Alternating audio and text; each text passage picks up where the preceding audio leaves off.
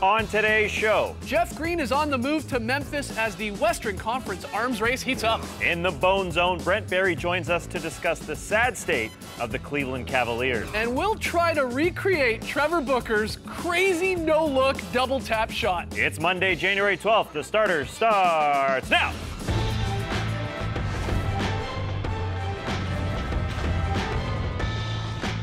Good day, Sweet World, and welcome to the starters. Whether you're joining us live online, listening to the podcast, or catching us on NBA TV, we're very, very happy to have you.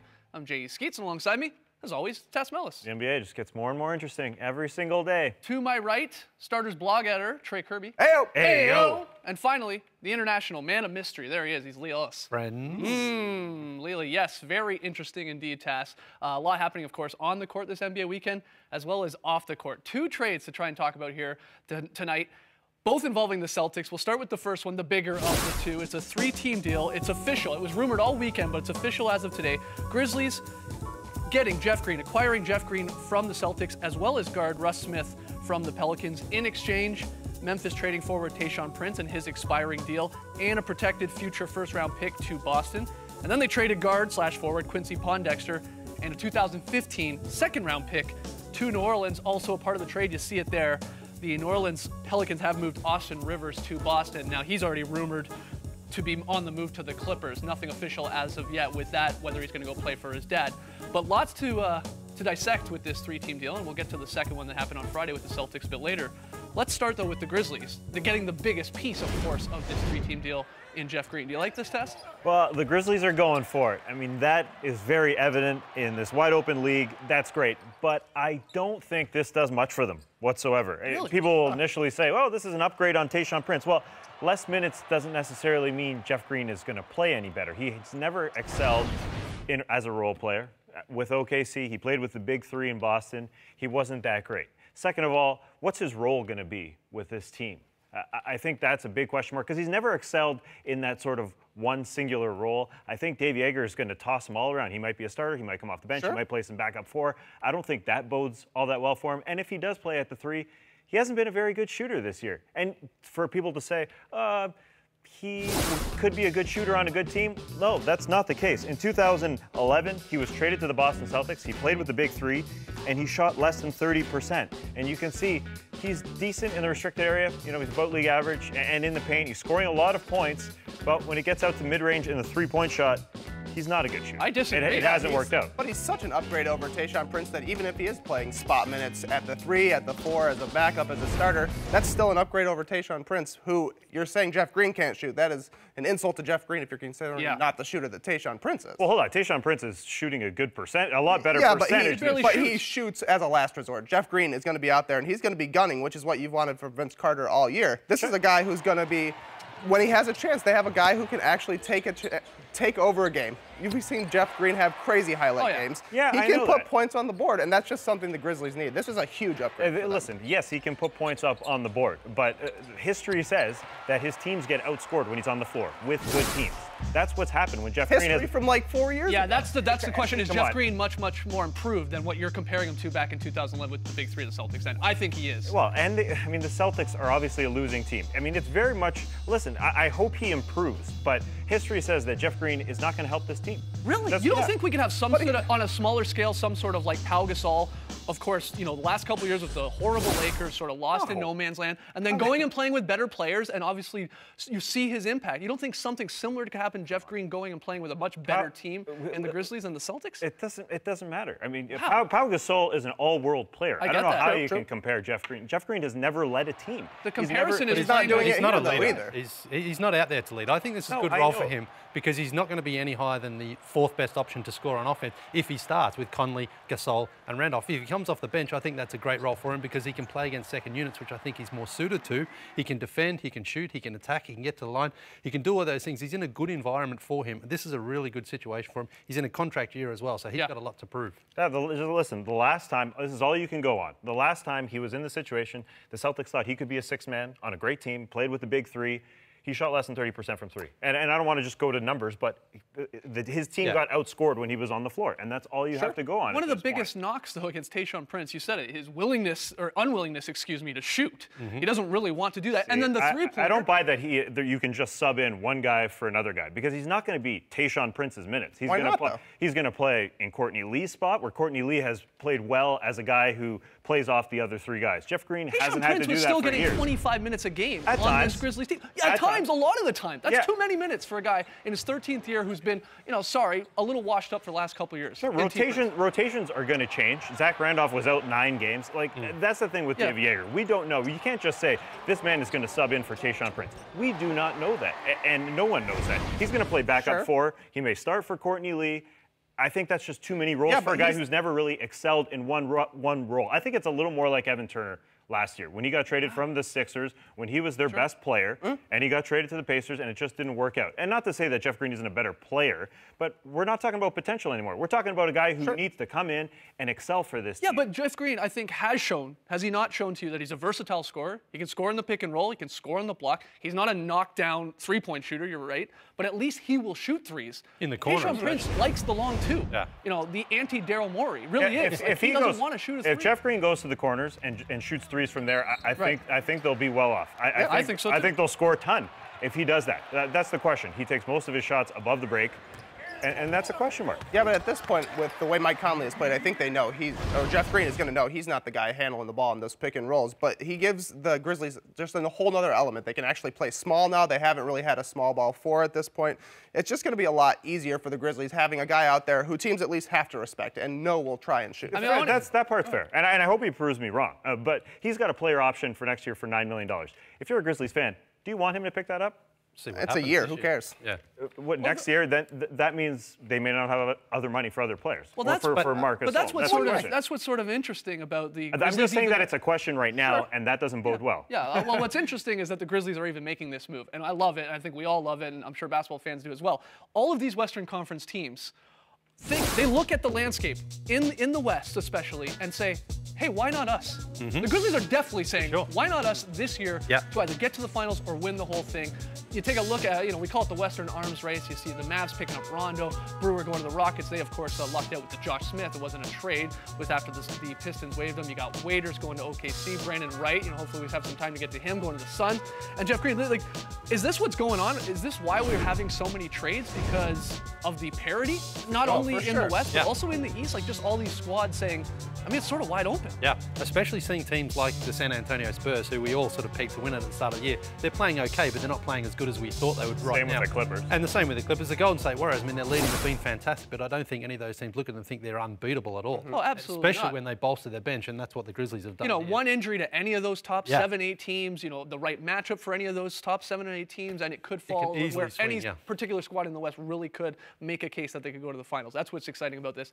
Let's talk about that second Celtics trade. It happened on Friday is when it went down. Danny Ainge continuing his liquidation sale, really. He traded Brandon Wright, who they, of course, just acquired, to Phoenix for a top 12 protected first-round pick, coming by way of the Wolves. That'll likely be converted to a pair of second-rounders. But again, a solid piece in Brandon Wright. We talked him up when the trade happened with the Celtics, when he moved from Dallas to them. You like this move? I know it's not as huge as maybe a Jeff Green in terms of moving the needle, but you like this for the Suns? I just think the Suns are more and more intriguing every single day. Their front court rotation of Alex Len, Markieff Morris, and Brandon Wright, just so much potential. I just love just watching all those guys, and not that they've all peaked, but just watching how they can grow. And then the same goes with the backcourt, and Eric Bledsoe and Dragic and Gerald Green on the wing. It's just an intriguing team, and right now holding down the 8th spot, I just find their sort of mentality and their franchise kind of interesting, and how they're building usually from within, and they're going with their own guys. Then they add a young guy like that to the mix who's going to stick around. It's just a really, really interesting team. I think he's a great fit. It's going to be fun to watch him. I think it is. I want to talk, though, about the Celtics, because it's worth noting how many picks Danny Ainge and this organization have, and you see it there. I'm just showing you the next 2 drafts, and these are likely picks. We broke this down with help from Chris Forsberg of ESPNBoston.com. The likely scenario, because there's tons of protections and all these, and where teams fall and whatever happens, but they could have something like, 14 total picks over the next 2 drafts. That's 14. too many. That's not a typo. It is. That's not a typo. It's unbelievable. And now that the question is, What's interesting is, what do they think they're going to do with all Yeah. these? Are they just going to like swing for the fences and hope they get a superstar in one of these, or do they package these and move from there? I mean, obviously just blowing it up and starting over though. They've got to be looking for something, because there's no way you can pay that many first-round picks over this short amount of a time and still pay the guys that are on your roster. The numbers don't work out. You're going to have a 25-man roster, and this is not postseason baseball. Yeah, well, Danny Ainge after the Rondo trade did say something like, you want as many swings of the bat as possible. Sure. So maybe they will Baseball metaphor. go in there. Yeah. He used to play baseball. He used to play with the Blue He was Jays. a Toronto Blue Jay. That's right. All right, we got to take a break. Lots more still to come on the show. We're going to jump into the Bone Zone to discuss the 500 Cleveland Cavaliers. That's right, back at 500. Come on back and watch the starters.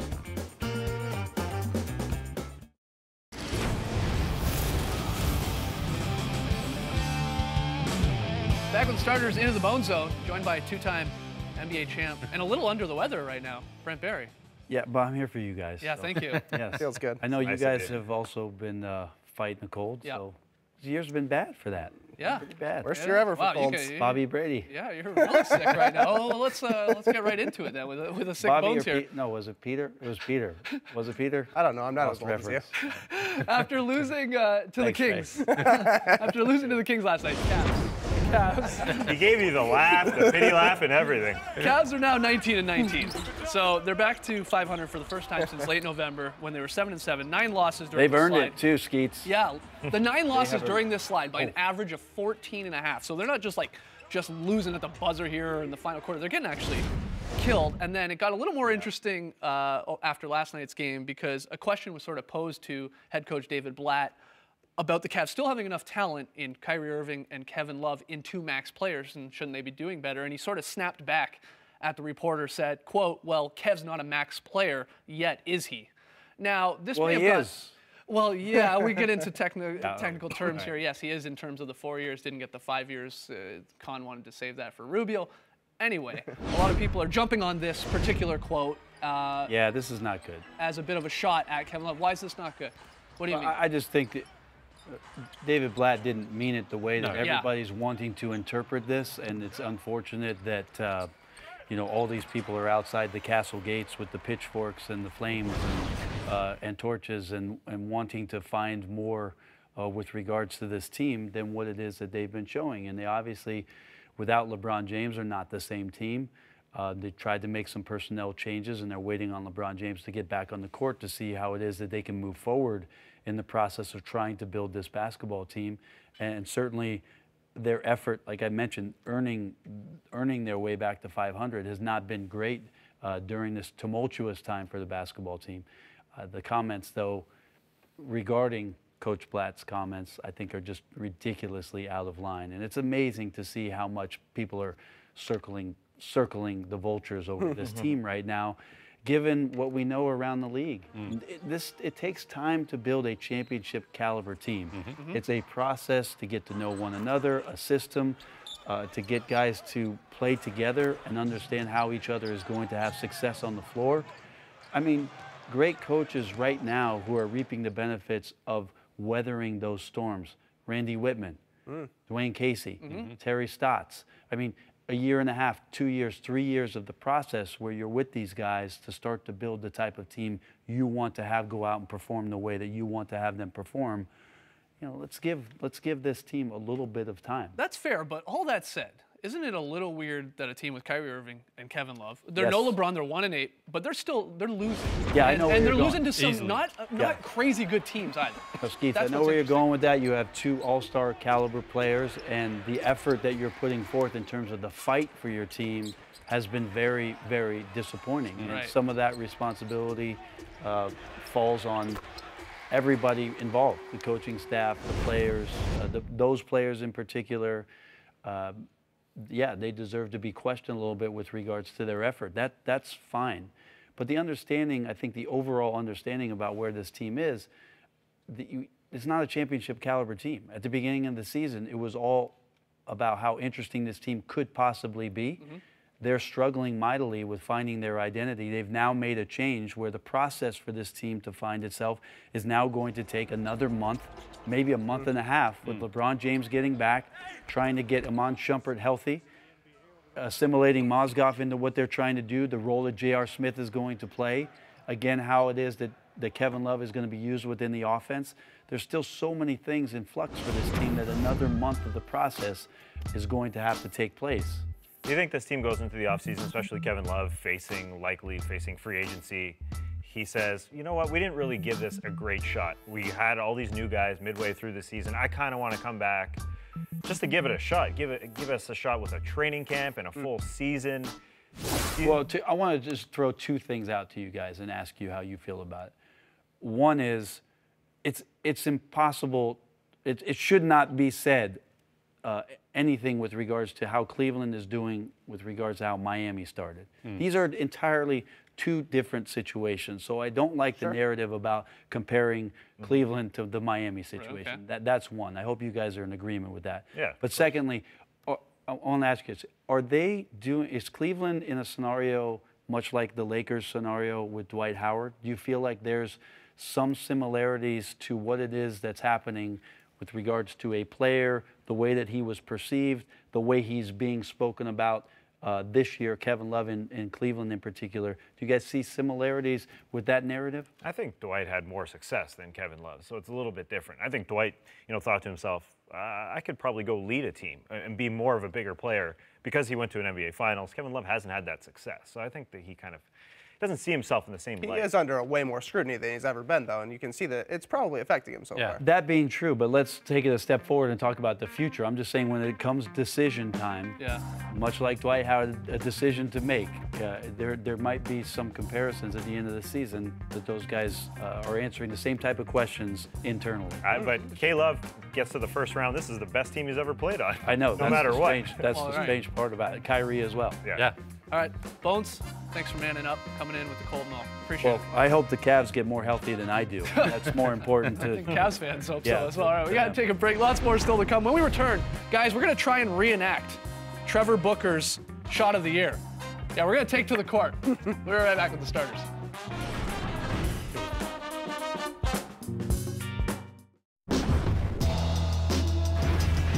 Welcome back to the starters. It's a bit of a favorite segment here on the Monday show. A look at weekend whoopsies, rounding up the best of the whoops. DeMarcus Cousins goes flying into the first row. Then he gives some love to a young lady in the front row.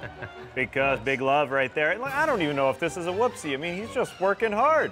He's I just think maybe it's a whoopsie because Nate didn't seem to really need to fall in. He just wanted to go into the ground. I like that the biggest guy and the smallest guy go into the stands. All right, same game. Yusuf Nurkic hits the jumper over DeMarcus, falls down, and then gives him the old little smirk. Oh, yeah. Now Nurkic he's already taunted Marc Gasol. Now Yeah. he's going after Boogie. Going They after call big him boys. they call him the Bosnian Boogie.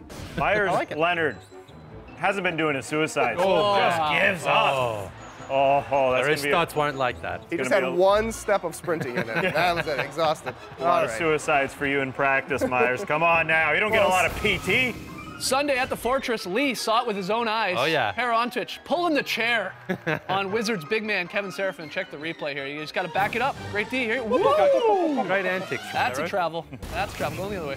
Chris Kaman, a revenge game for him. His first game back in Los Angeles after playing there last year doesn't really go well. It was a weird fall. Yeah, he's really going after it. Just loses his balance. Would you say he came in like a wrecking ball?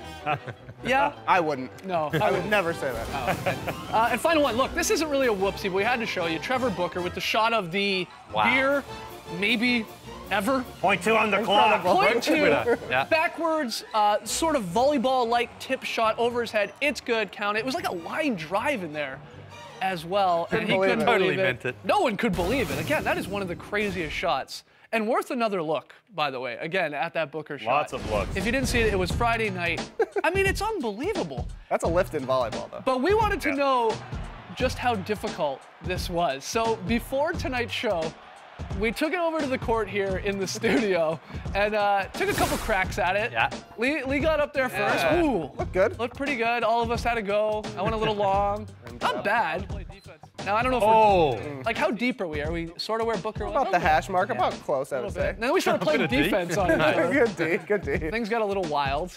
Trey's gonna just block Lee. Who Who was called for a foul? I Yeah, think. Lee called for foul. But look, we did have some success. Cash. Woo, swish bomb. Cash, but I thought Taz did a little better, a little more line drive. Boom! Oh, yeah. Very nice. And he was a little more pumped up. So it is. I knocked it It is down doable. first. It is doable. Editing. And Taz did knock it down first. All right, Unleash the Unicorn, Starters Fantasy Minute. Pickups of the week, presented by the General Insurance League. A couple suggestions for fantasy basketball players. Robert Covington has been on a tear for the 76ers lately. Grab him if he's available. Jarrett Jack will continue to start in Brooklyn while Darren Williams is out. We don't know how long he's out for. But Rudy Gobert is the man I want to focus on right now. He is leading the league in block shots in 2015 with 28 he's on through fire. 6 games. He also gives you good field goal percentage and rebounds. Now, he has been cashing in while Enes Kanter has been out, and Kanter did return on Saturday against the Rockets, but Kanter came off the bench, and Gobert still played 34 minutes. So I think he's still got some value. I'd say go out and grab him if you can. There's a look at Week 12 of NBA fantasy schedule. A lot of teams with 4 games. Interesting to note here, you see the Hornets and the Suns, only 2 games, and the Bucks and Knicks, only 1 game, and that's because their matchup in London on Thursday have all the travel time. So catch it on NBA So the TV. Knicks will only lose once this week. Yeah, the Knicks are only going to lose 1 game. You're right. You're right, Lee. All right, we got to take a break. One more break, but when we return, we'll have the pick'em payoff results from Friday night, as well as Lee's very solid play. Always a fun time here on the show. So come on back. You're watching the Starters. This is a questionable one. I hope it's not bad.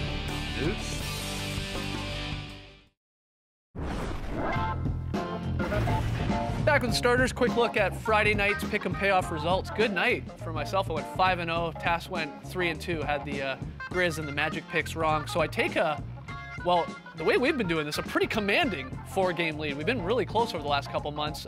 Tonight's picks, we agree on all 4 games. Not a real surprise when you look at the schedule.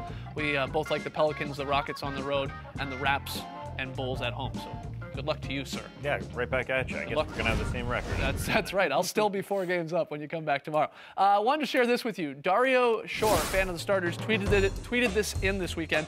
He says, you know the Knicks are bad when Siri makes fun of their record when asked for a favorite team. And true enough, and we had our producer, Matty O, check this out.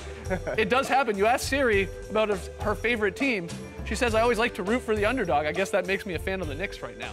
Ouch. Wow. Zinger. Yeah, you know, it is bad when Siri's ripping on you. But, Lee, let's get to the very solid play of the night. Where are we going? I guess to Sunday's games. Yeah, we're going to Staples Center for the Blazers and the Lakers game. Now, this one's a funny one because it actually starts from a near turnover by the Blazers and turns into a beautiful play. Look at this. Chris Kaman gives up a wide-open shot under the basket. That's smart. Wesley Matthews has a wide-open shot. Instead, takes a step back and knocks down a 3. Interesting. Very solid. I We got a know. 4-on-2. Step back in your eye. And that's what I call a very solid play. There it is.